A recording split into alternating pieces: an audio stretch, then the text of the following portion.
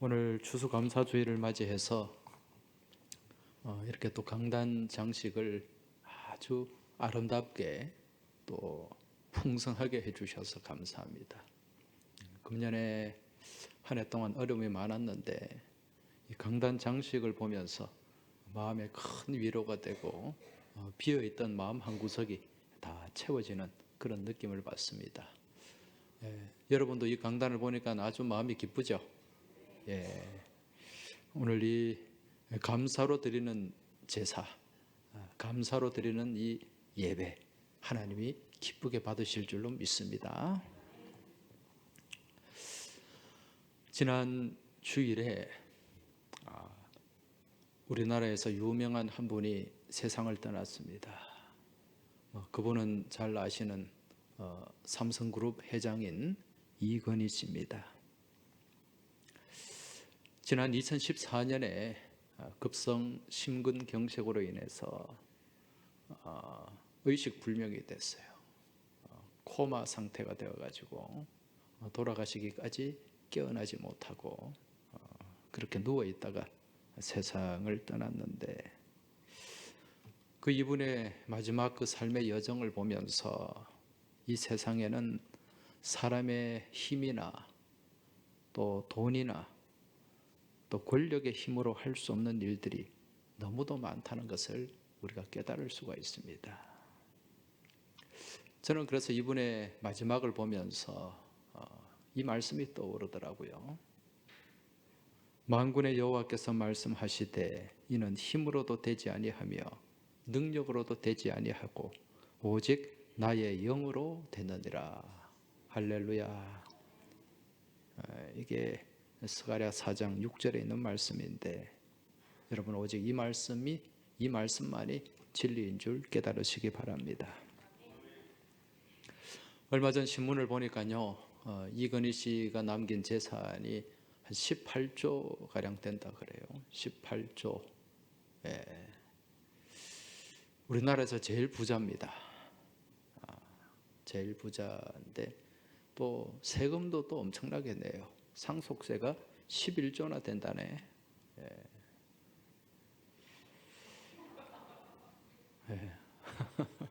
아까워요? 사실 우리나라가 상속세가 좀 비율이 높긴 높아요. 이게 우리나라 금년에 추경 예산하고 맞먹는 거예요. 금년 추경이 11조인데 이건희 씨 혼자 10조 세금을 내니까 엄청난 거죠. 근데 이처럼 이건희 씨가 대단한 부자인 건 맞는데 이분도 세계에 내놓으면 별로 그렇게 재산이 많지가 않습니다. 우리는 1억도 없어가지고 막 헤매는데 10조, 20조 엄청나죠. 근데 세계에 엄청난 부자들이 많이 있습니다.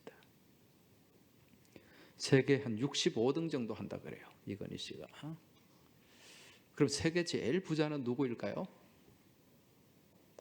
빌 게이츠? 워렌 버핏? 이런 얘기하면은 이분이 한 10년 뒤의 삶을 살고 있구나, 그런 생각을 합니다. 혹시 제프 베이조스라는 이름 들어봤어요? 제프 베이조스, 이분이 세계 1등 부자입니다. 보니까 215조 재산이. 누구냐면은 아마존이라고 들어보셨죠?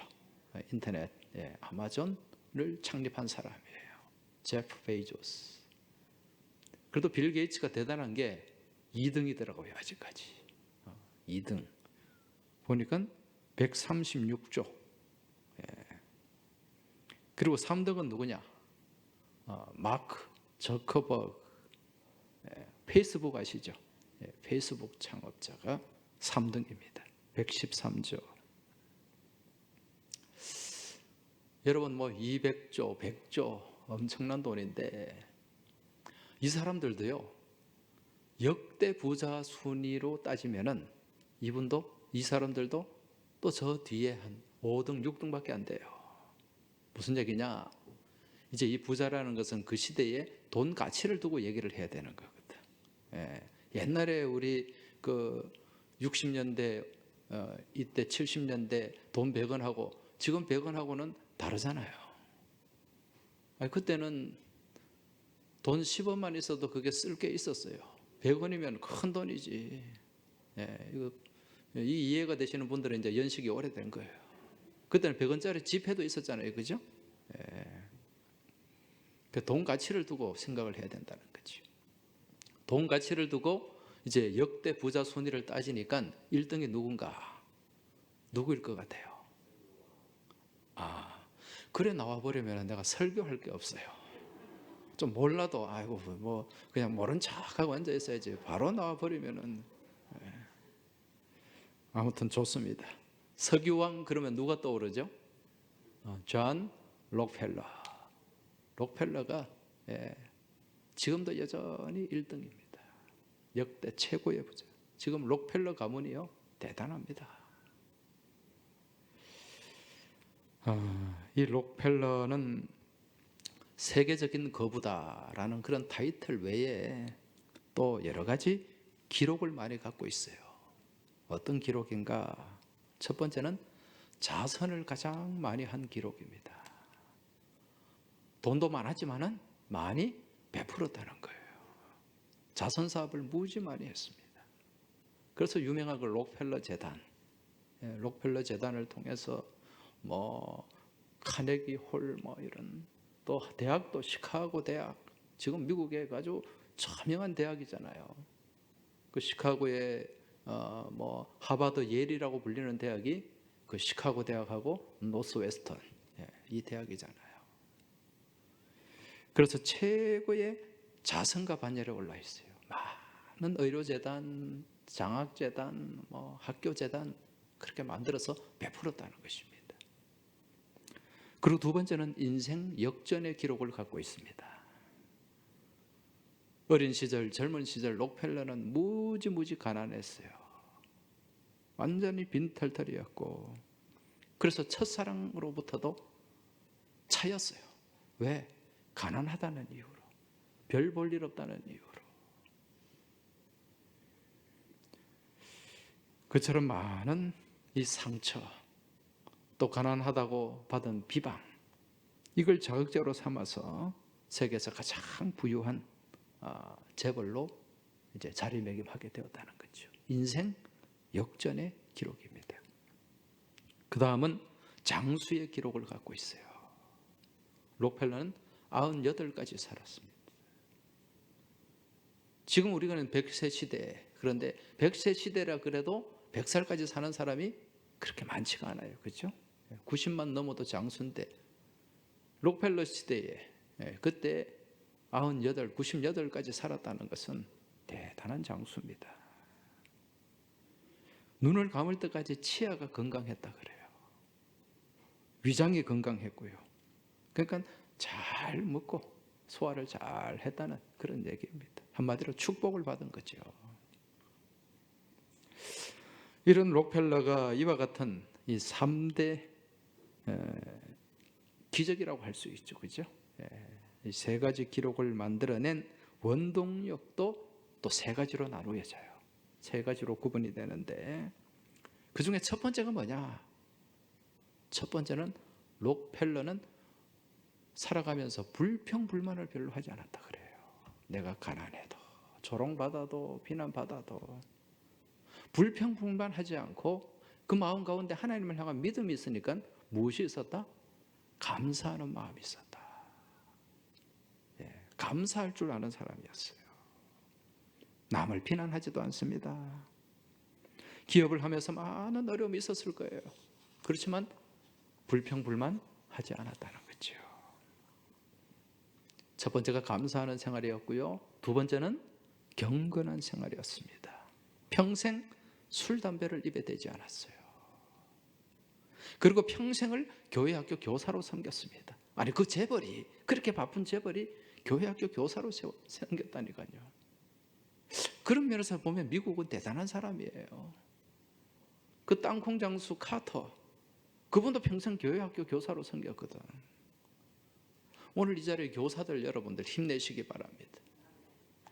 이 교사의 직분은 대통령하고 세계 거부하고 맞먹는 직분이에요. 그분들도 죽기까지 놓치기 싫어했던 직분이 교회학교 교사의 직분인 줄 깨달으시기 바랍니다. 그러면서 봉사하는 믿음 안에 살았어요. 두 번째가 경건한 생활이었고, 세 번째가 뭐냐? 늘 성경을 묵상했어요. 말씀을 떠나지 않았다는 거죠. 평생 말씀, 아침에 일어나면 말씀 묵상부터 하는 거예요. 아무리 바빠도. 나이가 90이 넘어가지고 이제 눈의 시력이 좀 약해져서 성경을 잘 못 보니까 누구를 고용했는가? 곁에서 성경을 읽어주는 사람을 고용했어요.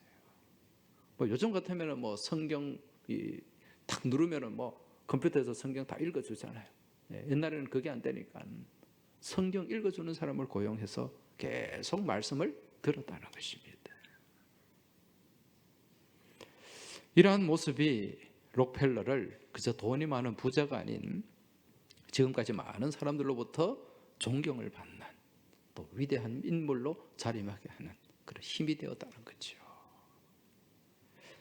오늘 말씀에도요, 이 록펠러와 같은 그런 인물이 한 사람 등장하죠. 그 사람이 누굽니까? 이삭. 히브리 말로 이츠학. 무슨 뜻이죠? 이츠학. 웃음이라는 뜻입니다. 늘 웃음이 있어요. 웃음이. 긍정의 화신이라는 거죠. 그 마음에 긍정적인 마인드가 없으면 웃음이 나올까요? 그렇지가 않아요. 모든 상황을 긍정적으로 해석할 수 있는 능력을 가진 사람이 이 이삭이었습니다. 그래서 이삭은요, 참 어려운 상황 가운데서 많은 복을 받았습니다. 성경에 나오는 최초의 재벌이 누구다? 이삭이다. 오늘 우리가 읽은 창세기 말씀 다시 한번 보면 12절에서 15절까지 말씀. 이삭이 그 땅에서 농사하여 그 해에 100배나 얻었고 여호와께서 복을 주심으로 그 사람이 창대하고 왕성하여 마침내 거부가 되어 양과 소가 떼를 이루고 종이 심히 많음으로 블레셋 사람이 그를 시기하여 그 아버지 아브라함 때에 그 아버지의 종들이 판 모든 우물을 막고 흙으로 메웠더라. 자, 이 말씀이 나옵니다. 여기 보니까 농사를 지으면 뭐 다른 사람은 뭐 흉작이 들고 어려움이 드는데 이삭은 하기만 하면 100배, 30배, 60배, 100배 창대하고 왕성하게 했다는 거예요. 농사만 되는 게 아니고 양떼, 소떼 하는 것마다 그냥 막. 그래서 뭐가 되었는가? 거부가 되었다. 거부. 이 거부라는 말은 가달 메오드, 히브리 말로 가달 메오드. 이 메오드라는 말은 굉장한 엄청난 그런 뜻입니다. 메머드라고 생각합니다. 메머드. 그래서 굉장한 부자, 초월하는, 상상을 초월하는 부자가 되었다는 것입니다. 여러분, 우리가 이 이삭을 생각하면 가장 먼저 떠오르는 사건이 있어요. 그 사건이 무슨 사건이죠? 이삭하면 떠오르는 사건, 창세기 22장에 나오는 모리아산. 거기서 재물이 될 뻔했잖아요. 죽을 뻔했잖아요. 이때 이삭의 나이가 10대 후반, 20대 초반 요때예요. 근데 지금 이삭이 아버지하고 모리아산에 제사를 드리러 가는데 이삭이 거기서 뭐 불평불만이 있었습니까? 없었어요. 그 아버지가 이삭의 등에다가 나무를 가득 집어가지고 또 그렇게 아브라함은 뭐 칼 들고 불 들고 그렇게 산을 향해 올라가는데 아무런 불평불만 없이 아버지를 따라 올라갑니다. 이때 이삭은 건장한 청년이고 또 아브라함은 이제 나이가 100세가 훨씬 지났어. 이삭이 한 20살 정도 됐으니까 100세에 나왔으니까 한 120살 정도 됐을 거예요. 노인입니다. 이때 이삭이 아버지한테 이제 질문을 하죠. 아버지 손에 불이 있고 내 등에 나무는 있는데 재물이 없네요. 재물이 어디 있습니까? 그러니까 아버지가 뭐라고 대답을 합니까? 걱정하지 마라. 하나님이, 재물은 하나님이 친히 준비하신다. 그런 말을 합니다. 여러분, 이게 말이 됩니까?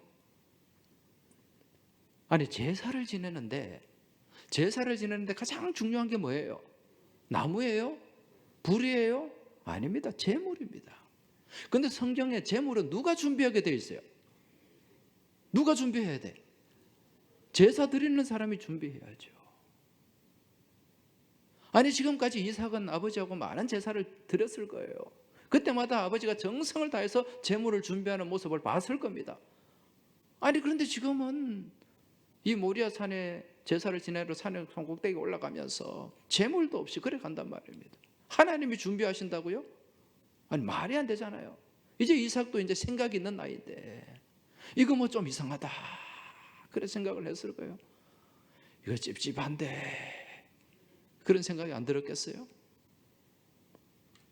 하나님이 준비하시는 제사, 재물을 준비하는 제사가 됩니까? 하나님이 줘가지고 이거 잡아라 그러고 내가 받을게, 그런 제사는 없거든. 그래서 아버지가 이제 모리아산에 들어가서 결국은 이 아들을 어떻게 합니까? 나무를 쌓아놓고 밧줄로 결박해가지고, 그 이제 제물로 잡으려고. 이때 막 밧줄로 묶고 할 때 이제 이삭은 눈치챘을 거예요. 아, 이거였구나. 아버지가 생각하는 게 이거였구나. 자, 이때 이 상황에서 여러분은 어떻게 행동하겠어요? 아버지 왁하십니까? 이게 뭐 하는 짓입니까? 이런 말 안 하겠어요?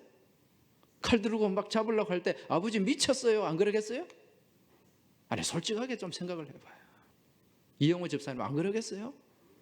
예. 그런데 이삭은 가만히 있습니다. 힘 대 힘으로 하면 그 늙은 아버지 얼마든지 밀쳐버리고 그 산을 뛰쳐내려 내려올 수 있었어요. 안 그랬다는 거죠. 마치 제물로 바쳐지는 어린 양처럼 묵묵히 순응을 하고 있습니다. 여러분, 이 이삭의 모습에서 누구의 모습을 발견하게 됩니까? 그렇죠. 아들을 제물로 내어놓으신, 우리 하나님께서 아들을 제물로 내오신, 독생자를 제물로 내어놓으신 우리 예수님. 예수님도 힘이 있는 분이에요. 능력 있는 분이에요. 얼마든지 십자가를 피할 수 있었어요. 그렇지만 순종하고 순응하면서 그 십자가를 지고 가셨잖아요. 어떤 어려운 상황에서도 불평불만하지 않는 모습, 이게 이삭이 가진 모습이었고, 이게 이삭이 가지고 있는 능력이었습니다. 이게 이삭이 소유했던 축복의 열쇠였어요. 늘 웃음으로, 긍정으로 해석을 해내는 거예요. 여러분, 불평불만이 많아지면, 이 불평불만은요, 창고를 여는 열쇠가 있어요. 무슨 창고를 열까요? 불평불만이 원망의 창고의 문을 열어줍니다. 불평의 창고의 문을 열어줘요. 그래서 내 안에 늘 불평불만이 사라지고 있으면 이게 불평의 창고, 원망의 창고를 열어가지고 더 많은 원망이 내 삶 가운데 쌓이게 되는 줄 깨달으시기 바랍니다. 근데 또 다른 열쇠가 하나 있어요. 그 열쇠가 무슨 열쇠인가? 감사의 열쇠입니다. 시편 100편에 보면 감사함으로 그 문에 들어가며, 무슨 얘기예요? 감사가 그 문을 여는 열쇠라는 거죠. 여러분, 감사의 문을 열고 들어가면 천국 창고가 열리게 되는 줄 믿으시기 바랍니다. 축복의 문이 열린다니까요. 그래서 감사는 감사의 문을 열어줍니다. 그래서 감사로 들어가면 우리 삶 가운데 더 큰 감사가 우리 가운데 쏟아지게 되는 줄 믿으시기 바랍니다. 감사는 감사를 잊고 또 감사를 이어가는 거예요. 똑같은 원리입니다. 불평은 불평을 만들고 불평을 이어가게 만들어요. 여러분 손에는 무슨 열쇠가 있습니까? 원망의 열쇠입니까? 불평의 열쇠입니까? 아니면 감사의 열쇠입니까? 기쁨의 열쇠입니까? 감사의 열쇠를 소유하시기 바랍니다. 그 열쇠가 바로 항상 기뻐하라, 쉬지 말고 기도하라, 범사에 감사하라. 이게 열쇠인 줄 깨달으시기 바랍니다. 이삭에게는 이 열쇠가 있었어요. 그래서 오늘 이 창세기 26장 말씀, 이 말씀을 보면 이삭이 어떤 사람인가, 어떤 열쇠를 가지고 있는가, 이걸 우리가 알 수 있는데, 자, 오늘 26장에 보면 무슨 이야기가 나옵니까? 지금 이 이삭이 이제 결혼을 해가지고 이제 쌍둥이 아들을 낳았어요. 에서와 야곱. 자, 이들이 이제 좀 자랐을 때 이 이삭이 살던 땅에 큰 흉년이 들었단 말입니다. 그래서 이 이삭이 이제 가족들을 데리고 어디로 갔는가? 블레셋 땅으로 가게 됩니다. 블레셋, 그랄 땅이라고 하는 곳으로. 이때 블레셋 왕은 아비멜렉이에요. 당시 이 블레셋 왕들은 전통적으로 왕들을 다 아비멜렉이라고 불렀습니다. 애굽의 왕은 바로였죠. 블레셋 왕은 아비멜렉이라고 그렇게 부른다는 겁니다. 이때 이 블레셋 땅에 들어가서 이삭이 농사를 지었는데, 농사를 짓고 보니까 결과가 어때요? 그 땅에 거주하는 사람들보다 훨씬 더 소출이 많아. 양도 많아지고 소도 더 새끼를 더 잘 낳고, 그래서 결국 이삭이 부자가 됐단 말입니다. 아까 우리가 말씀을 읽었는데, 이렇게 부자가 되니까 이제 그곳에 있는 사람들의 마음에 무엇이 생기겠습니까? 시기심이 생기죠. 그래서 13절에 보면 13절 14절, 그 사람이 창대하고 왕성하여 마침내 거부가 되어 양과 소가 떼를 이루고 종이 심이 많음으로 블레셋 사람이 그를 시기하여, 이제 시기심이 생겼다는 겁니다. 굴러온 돌이 박힌 돌을 빼는 격이죠. 그러니까 사사건건 간섭하고 사사건건 문제를 일으킵니다. 그리고 거기서 우물, 마시려고 하는 우물을 다 메워버려요. 이거 뭐 하라는 얘기입니까? 너희 집으로 가라는 얘기지.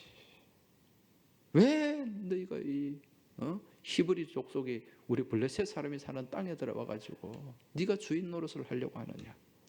종이 심이 많아졌다는 것은 그 땅에서 좀 어려운 사람들 종으로 채용했다는 얘기거든. 그 가라. 그 우물을 메웠다는 것은 떠나라는 거예요. 이때 이런 상황에 내몰렸는데 이삭이 불평불만하지 않습니다. 불평불만은 한마디 없이 또다시 무엇을 찾으러 나서는가? 샘 근원을 찾으러 나섭니다. 이제 그랄 사람들이 이 이삭을 내쫓았을 때는 샘을 파도 물이 안 나올 만한 그런 곳으로 내쫓았을 거예요. 그런데 거기서 이삭은 또 우물을 팝니다. 물을 찾아요. 근데 결국 어떻게 됐습니까? 우물을 찾아냈습니다. 샘 근원을 찾았다. 이삭이 우물을 팠다는 소문이 들립니다. 그러니까 또 누가 달려들어요? 이 블레셋 사람들이, 그랄 사람들이 달려들어가지고 그 우물을 또 빼앗아 버립니다. 이때 반응이 어떻습니까? 이때 이삭의 반응이 막 우리 보고 나가라 그러더니 다 빼앗고 여기서 겨우 우물 하나 찾았는데 이것도 내놓으라고 하냐? 너희들이 인간이냐? 막 그러면서 달려들고 소리 지르고 막 그렇게 싸우지 않았습니다. 달라고 하니까 어떻게 해요? 그래 가져라. 그리고 거기를 뭐라고 얘기합니까? 에색.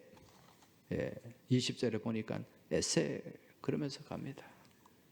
다툼이라는 뜻이죠. 당신들과 다투기 싫다는 겁니다. 싸우기 싫다는 거예요.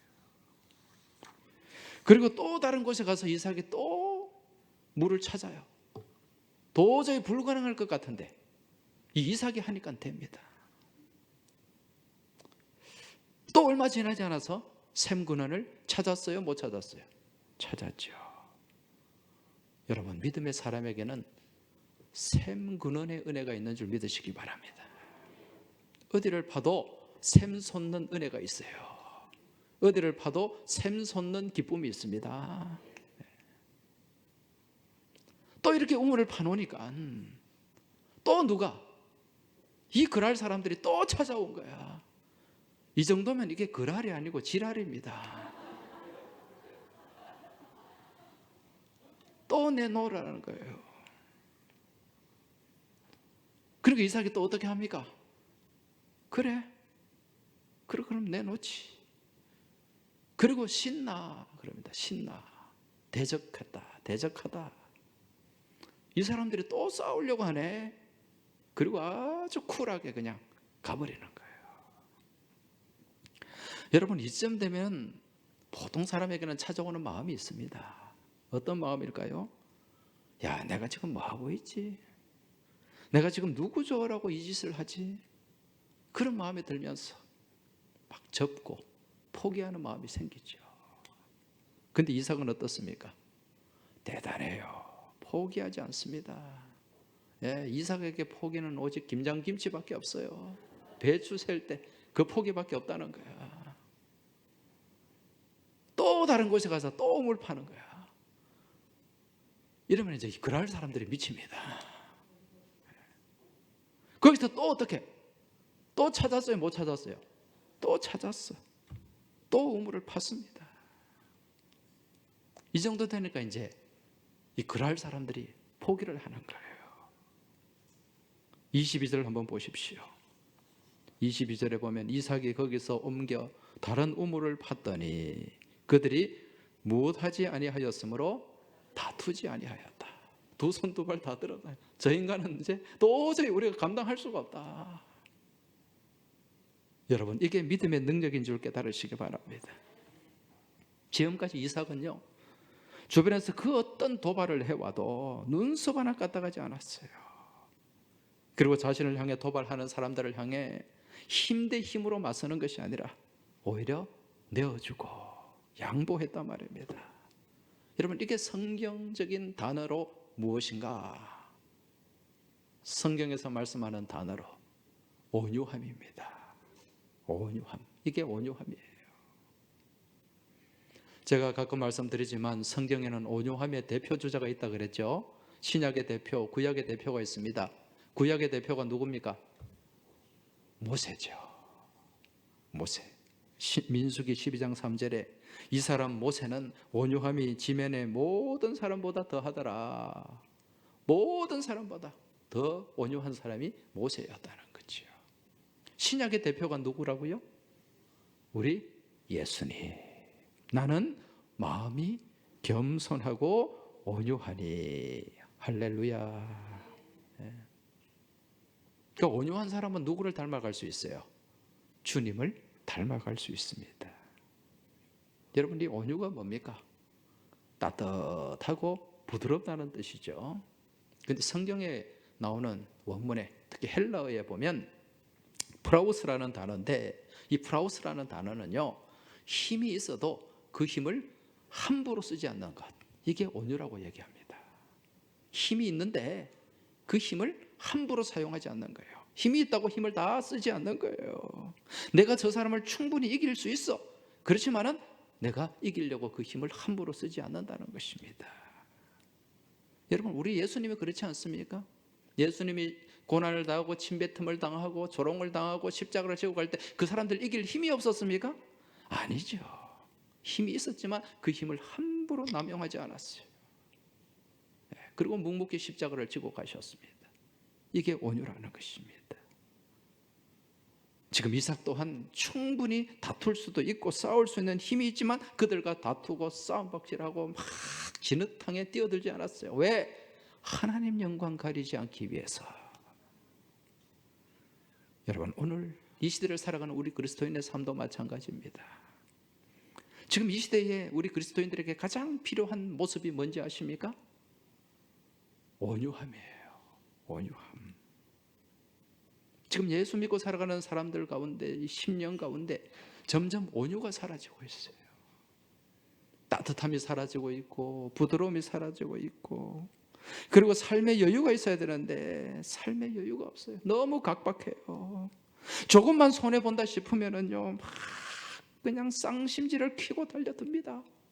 그러면서 세상 사람들은 예수 믿는 것들이 더하다, 예수 믿는 것들이 더 독하다, 그런 말을 하는 거죠. 마치 이 사람에게도 달려들고 저 사람에게도 달려들고, 교회에서도 달려들고 나가서도 달려들고, 싸움닭 같은 그런 삶을 산다는 겁니다. 온유가 없어서 그래요. 온유함이. 온유가 없으니까 여유가 없어요. 그러니까 하나님 영광 가려오는 거죠. 싸움닭. 여러분, 지난 주일날 우리는 무슨 DNA를 갖고 있다 그랬어요? 닭의 DNA입니까? 독수리의 DNA입니까? 독수리의 DNA죠. 우리는 독수리의 DNA를 가지고 정말 이 세상을 내려다보면서 이 창공을 나는 비상하는 그런 은혜의 삶을 살아야 되는데, 맨날 땅만 기어다니면서 닭처럼 그냥 막 파헤치고, 촌의 닭 기억나죠? 이 닭이 가는 데는 뭐 남아있는 게 없습니다. 두 발로 그냥 막 다 해가지고 다 퍼뜨려 놓고 다 파헤쳐 놓잖아요. 그리고 그냥 닭도 아니야. 어떤 닭? 싸움 닭이야, 싸움 닭. 아니, 우리 예수 믿는 사람이 독수리가 되어야 되는데 이 닭도 그냥 닭이 아니고 싸움 닭이 돼가지고 막 여기 가서 막 저기 가서. 여러분, 하나님 영광 가루지 마시기 바랍니다. 닭이 되지 마시기 바랍니다. 싸움 닭이 되지 마시기 바랍니다. 독수리가 되시길 주의 이름으로 축복합니다. 그래야 하나님 영광 드러납니다. 지금 이삭은요, 이 우물을 파고 난 뒤에 이제 그랄 사람들이 다가오자 이제 뭐라고 얘기합니까? 첫 번째 에색 그랬죠. 두 번째 신나, 세 번째 22절에 르호봇. 르호봇이 무슨 뜻입니까? 장소가 넓다. 장소가 넓다. 이게 뭐냐? 세상은 넓고 우물은 많다는 거예요. 너 그래 살지 마라. 각박하게 살지 마라. 세상은 넓다. 여러분, 실제로 그렇습니다. 너무 우물한 개구리가 되지 마시기 바랍니다. 하나님 창조하신 세상은 넓은 곳입니다. 넓게 보시기 바랍니다. 멀리 보시기 바랍니다. 높게 보시기 바랍니다. 이게 믿음의 사람의 삶의 자세요, 모습입니다. 이게 이삭이 가진 믿음의 스케일이었어요. 그러니까 이삭은 그냥 뭐 물질만 많은 거부가 아니라 영적 거부였다는 것을 우리가 알 수 있다는 거죠. 여러분, 물질의 거부보다 더 아름답고 위대하고 능력 있는 거부가 영적 거부라는 사실을 깨달으시기 바랍니다. 여러분, 물질의 거부는 못 되더라도 영적 거부는 반드시 되시길 주의 이름으로 축복합니다. 지금 이삭이요, 가는 곳마다 어려움이 있었어요. 분쟁이 있었고 다툼이 있었어요. 손해도 많이 봤습니다. 그럼에도 불구하고 그가 영적 거부의 삶을 살 수 있었던 비결이 무엇인가? 오늘 25절 말씀, 25절 말씀을 보면, 자, 25절, 이삭이 그곳에 제단을 쌓고 여호와의 이름을 부르며 거기 장막을 쳤더니 이삭의 종들이 거기서도 우물을 팠더라. 할렐루야. 자, 여기에 비결이 있어요. 여러분, 이삭이 그곳에 무엇을 쌓았다고요? 제단을 쌓았다. 그곳이 어디입니까? 삶의 현장이에요. 계속 어려움이 생기고 다툼이 있고 문제가 있는 그 삶의 현장, 그곳에 무엇을 쌓고? 제단을 쌓고 우리 주님의 이름을 불렀다는 것입니다. 여러분, 여기서 쌓은 그 제단, 어떤 제단일까요? 이 제단은 미즈베아흐 히브리 말로 미즈베하라는 말인데 이건 희생제단을 얘기하는 거예요. 희생제단. 제물의 희생을 통해서 하나님과 화목하는 제단이에요. 다르게 얘기하면 화목제단이죠. 레위기 말씀에 보면 5가지 제사가 나옵니다. 어떤 제사가 있죠? 첫 번째가 소제가 있어요. 가루로 드리는 제사. 번제가 있어요. 화목제가 있어요. 속건제가 있어요. 속죄제가 있어요. 이 중에 화목제, 여러분 화목제를 다르게 무슨 제사라 그럽니까? 감사제사라 그래요.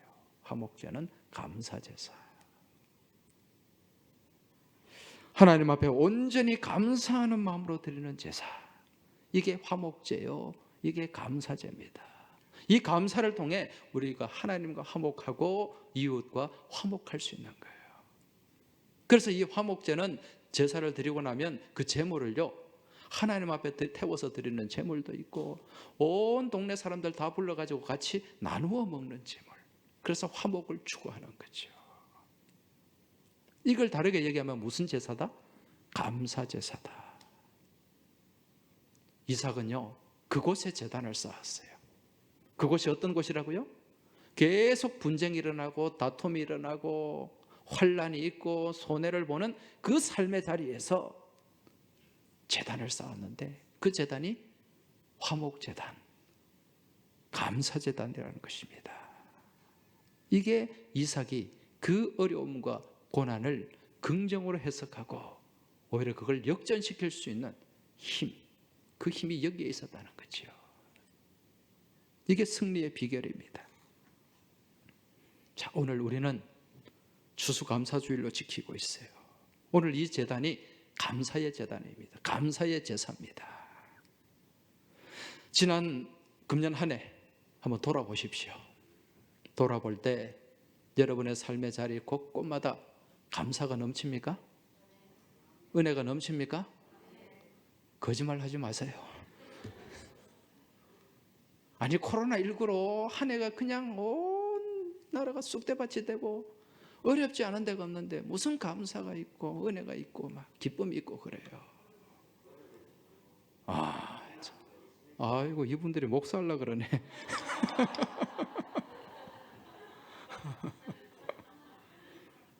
네, 맞습니다. 자, 우리가 솔직한 시각으로 돌아보면 금년 한 해 참 감사거리가 없어요. 코로나19. 여기를 돌아봐도 에색이요, 저기를 돌아봐도 신납니다. 예? 에색과 신나. 또 이게 무슨 단어인가 아시죠? 성경 보소 지금 여기 나오잖아. 다툼과 대적함이 계속 이어오는 한 해였어요. 근데 이삭이 이 에색이 있고 신나가 있는데 그 가운데서도 계속해서 하나님 앞에 그곳에서 제단을 쌓고 나아갔을 때 마침내 무엇이 다가왔습니까? 르호봇이 다가왔어요. 할렐루야. 하나님의 넓은 장소로 이끄시고 인도하셨다는 것입니다. 오늘 우리도 마찬가지입니다. 금년 한 해 여기를 봐도 저기를 봐도 다 애색이고 신납니다. 그렇지만 이러한 삶의 현장에서도 하나님 앞에 감사하며 감사 제목을 찾아내고 은혜로 하나님께 영광 돌릴 때, 여러분, 우리 하나님은 에색을 지나서 신나를 지나서 르호봇으로 이끄시고 인도하실 줄로 믿습니다. 그리고 여호와의 이름을 부르며 우리는 승리하는 삶을 살아갈 수 있다는 거죠. 그래서 감사는 그냥 감사, 이건요 누구나 할 수 있는 감사입니다. 내가 누구한테 선물을 하나 줬어요. 아이고, 목사님 감사합니다. 누구나 할 수 있죠. 하나님이 원하시는 감사는 어떤 감사입니까? 차원이 높은 감사예요. 우리 이제 좀 차원이 높아져야 됩니다. 그렇죠? 여러분, 이 감사에도 1차원, 2차원, 3차원이 있어. 1차원의 감사는 뭐냐? 영어로, 오늘 영어 공부 좀 합시다. 예, 영어로 if. if가 뭐예요? 만약. if의 감사가 있는데 하나님이 만약에 하나님이 주신다면 내가 감사한다. 요 1차원 감사예요. if의 감사. 그 다음 두 번째는 뭐냐? because of. 이게 무슨 뜻이냐면 무엇 때문에. 오늘 저한테 건강을 주셨기 때문에, 돈을 벌어서 집을 사게 해주셨기 때문에, 뭔가 하나님이 주셨기 때문에 감사하는 이 감사, 이게 2차원의 감사예요. 여러분, 사실 이 감사도 중요한 거예요. 이거 그렇게 받았는데도, 하나님 주셨는데도 감사할 줄 모르는 사람들이 얼마나 많은데, 근데 이거는 2차원밖에 안 돼요. 3차원의 감사가 뭡니까? 영어로 in spite of. 무슨 뜻이냐? 그럼에도 불구하고. 이게 차원 높은 감사예요. 내가 지금 건강이 없음에도 불구하고, 무화과 나무에 열매가 없음에도 불구하고, 포도밭에 소출이 없음에도 불구하고, 외양간에 송아지가 없음에도 불구하고, 아무것도 없음에도 불구하고, 그럼에도 불구하고 하나님 앞에 감사하는, 여호와 안에서 기뻐하는 이 모습이 차원 높은 감사요. 이 모습이, 이 감사가 하나님을 기쁘게 하는 감사요. 이 감사 안에 하나님의 능력이 나타나게 되는 줄 믿으시기 바랍니다. 이게 진짜 열쇠예요. 이런 감사가 있으면 열립니다. 내 주변에 사방을 돌아봐도 에색밖에 없고 신나밖에 없어도 르호봇이 열리게 된다니까요. 이 감사를 할 수 있길 바랍니다. 금년 한 해 참 어려웠죠. 힘들었죠. 불평불만하지 마시고요. 하나님이 르호봇을 예비하셨다라는 믿음을 가지고 그 어떤 상황에서도 감사하며 문을 열고 들어가는 여러분의 복된 삶이 되길 주의 이름으로 축원합니다. 하나님, 금년 한 해를 돌아볼 때 여기도 에색이요, 저기도 신나밖에 보이지 않습니다. 그럼에도 불구하고 우리 하나님이 르호봇을 예비하신 줄 믿고 저희들은 믿음으로 나아가길 원합니다. 만약에 감사가 아니라, 무엇 때문에 감사가 아니라 그 감사를 넘어서 그럼에도 불구하고 감사할 수 있는 차원 높은 믿음, 능력 있는 감사를 할 수 있는 저희 모두가 되게 하여 주옵소서. 이번 한 주간에도 이 감사를 가지고 답답한 저희 현실을 깨뜨리고 에색과 르호봇을 지나, 에색과 신나를 지나 르호봇을 향해 나가는 저희 모두의 복된 삶이 될 수 있도록 주님 도와주시고 인도하여 주시길 소망하며 우리 주님 예수 그리스도 이름으로 기도하옵나이다. 아멘.